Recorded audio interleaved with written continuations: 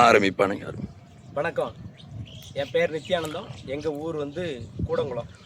உலகத்திலேயே மின்சாரம் அதிகமாக தயார் பண்ணுற அணுவில் இருக்கிற ஊர். இந்த நீரோட காஞ்சிருக்குன்னா அதுக்கு அந்த அணு நிலையம் தான் காரணம். என்ன காரணம்னா, இதே மாதிரி 16 ஓடைகள் எங்கள் ஊருக்கு வர்ற குளத்துக்கு வர்ற பாதையை அவங்க அடைச்சிட்டாங்க, நீர்வழி பாதையை. அதை நாங்கள் தகவல் உரிமை சட்டத்தில் கேட்கும்போதும் அது வந்து அடைபட்டுச்சு அப்படின்னு சொல்லிட்டாங்க.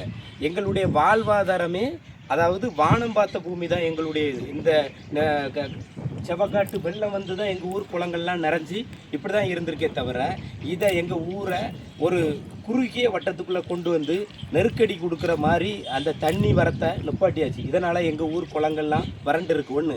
ரெண்டாவது, இந்த என்பிசிஎல் நிர்வாகம் இங்கே வரும்போது வீட்டுக்கு ஒருத்தர் வேலை கொடுப்போன்னு சொன்னோன்னே எங்களுடைய தாத்தா இந்த மாதிரி ஆட்கள்லாம் நிலம் கொடுத்தாங்க. நம்ம பிள்ளைங்க, நம்ம ஆடு மாடு மேய்ச்சிட்டு இருக்கோம், விவசாயம் பார்க்கும், அதனால் அவங்களுக்கு ஒரு வேலை கிடைக்கட்டு, கவர்மெண்ட் வேலை அப்படின்னாங்க.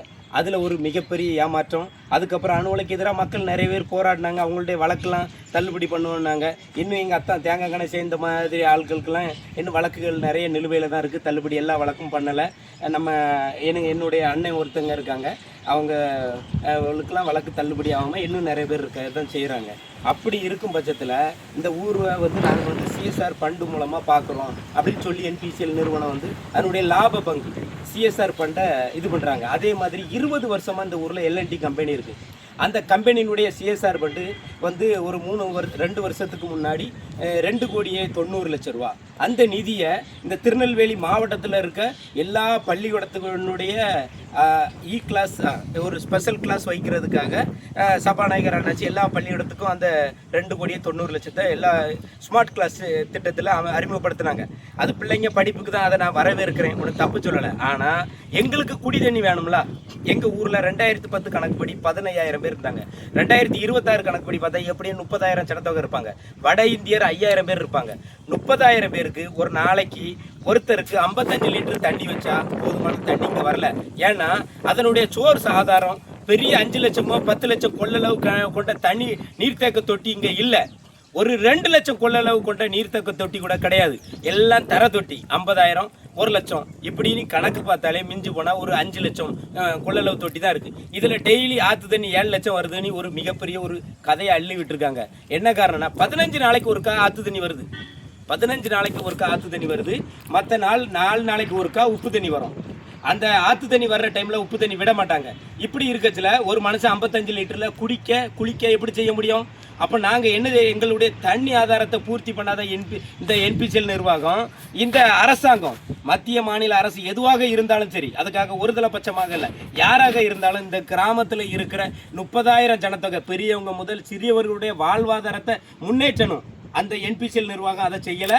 தமிழக அரசும் இப்போ என்ன சொல்கிறாங்கன்னா, ஒரு பாயிண்ட் சொல்கிறாங்க, உங்களுக்கு 605 கோடி ரூபா ஆற்று நீர் திட்டத்தில் உங்கள் ஊரை இணைச்சா கிழக்கிருந்து வர்ற 7 லட்சம் தண்ணி உங்களுக்கு குறைஞ்சிரும், அதனால் அதில் இணைக்க முடியாது அப்படின்னு சொல்கிறாங்க. உங்களுடைய கருத்தை நான் தார்மீகமாக வரவேற்கேன். அதே போல் நீங்கள் என்ன சொல்லணும், தமிழக அரசு நிதி இருக்குல்ல, அதில் மட்டும்தான் நாங்கள் இந்த ராதாபுரம் தாலுகாவுக்கு செய்வோம். என்பிசிஎல்னுடைய சிஎஸ்ஆர் நிதி எங்களுக்கு வேண்டாம், அதை அந்த ஊர் மக்களுக்கே செய்யுங்கன்னு சொல்லுங்க. என்பிசியில் நாங்கள் எங்களுக்கு ஒரு 25 லட்சம் கொள்ளளவு கொண்ட தனி டேங்க் கட்டுங்கன்னு நாங்கள் சொல்கிறோம். நீங்கள் என்னென்ன எங்கள் நிலம், எங்கள் வயிற்றில் அடித்து கொடுத்த எங்கள் நிலத்தில் உள்ள சிஎஸ்ஆர் நிதி உங்களுக்கு வேணும், குடிக்க தண்ணி தர மாட்டீங்களா சொல்லுங்கள். நான் ஒரு சாமானியனாக கேட்கேன். அந்த 605 கோடி ரூபா ஆற்று நீர் திட்டத்தில் கூடங்குளம் ஊரை இணைச்சா என்ன? அதாவது திசைன்விளை, பனகுடி இந்த மாதிரி பேரூராட்சிக்கு ஈக்குவலான ஜனத்தொகை இங்கே இருக்காங்க. அவ்வளோ ஜனத்தொகை இந்த ஊரில் இருக்குது. வட மாநிலத்தவரை சேர்த்து அந்த அளவுக்கு இருக்கிறவங்களுக்கு தண்ணி நம்ம எப்படி கொடுக்கணும்? குடி தண்ணி தான் நாங்கள் கேட்கணும். நாங்கள் வேற எதுமா கேட்கோம்? ஐயா காசு பணம் தாங்க, எங்களுக்கு ஒரு 1 கோடி 2 5 கோடி 10 கோடியே தாங்க, குடிக்க தண்ணி கேட்குங்க ஐயா. அந்த ஒன்றையாவது செய்யுங்க ஐயா. எங்களுக்கு இந்த பிளான்ட்டுக்குள்ளேருந்து வருடந்தோறும் வர மழை வெள்ளத்தில் வர்ற காட்டு வெள்ளத்தை விடுங்கய்யா. இந்த காட்டு வெள்ளம் பாருங்க, எங்கள் காடெல்லாம் காஞ்சி போய் கிடக்குது. அதுக்குள்ள ஒரு வழியை செய்யுங்கய்யா. எங்கள் ஆட்கள் விவசாயம் பண்ணி பொழைச்சிக்கிடுவாங்க. நீங்கள் நிரந்தர வேலைன்னு சொல்லி அவன் வேற சிஎஸ்ஆர் பண்ணி இலவச கண் சிகிச்சை முகாம், அதுக்கப்புறம் என்னது ஏதோ பயிற்சி முகாம் நடத்துகிறாங்களாம். அது நடத்தையும் இது நடத்தேன்னு சிஎஸ்ஆர் செலவை அவங்கவுங்க தேவைக்கு உறவினருக்கு சொந்தக்காரங்களை வச்சு துட்டடிக்கிறாங்களே தவிர, இந்த ஊர் டெவலப் ஆகுறதுக்கு, இந்த ஊர் முன்னேற்றதுக்கு, இந்த ஊரில் ஒரு கழிப்பறை கூட என்ன செய்யாது, மெயின் கேட் பக்கம் கிடையாது. கேட்டுடுங்க, என்னன்னு பார்த்தாலும் ஒரு 500 பெண்கள் உள்ள வேலைக்கு போவாங்க. அந்த அனுமன் நிலைய கேட்டு முன்னாடி பஸ் ஸ்டாப்புக்காக நிற்பாங்க. ஒரு சாமானிய ஒரு கழிப்பறை கூட, ஒருத்தங்க பாத்ரூம் போகிற கழிப்பறை கூட கிடையாது. சிஎஸ்ஆர் நிதியில் ஒரு கழிப்பறை கட்டினானாங்க, அது கூட செய்ய மாட்டேன். நன்றி, வணக்கம். என் மனசாட்சியில் என்ன இருக்கோ அதை சொல்லியிருக்கேன், அதுபடி செய்யுங்க.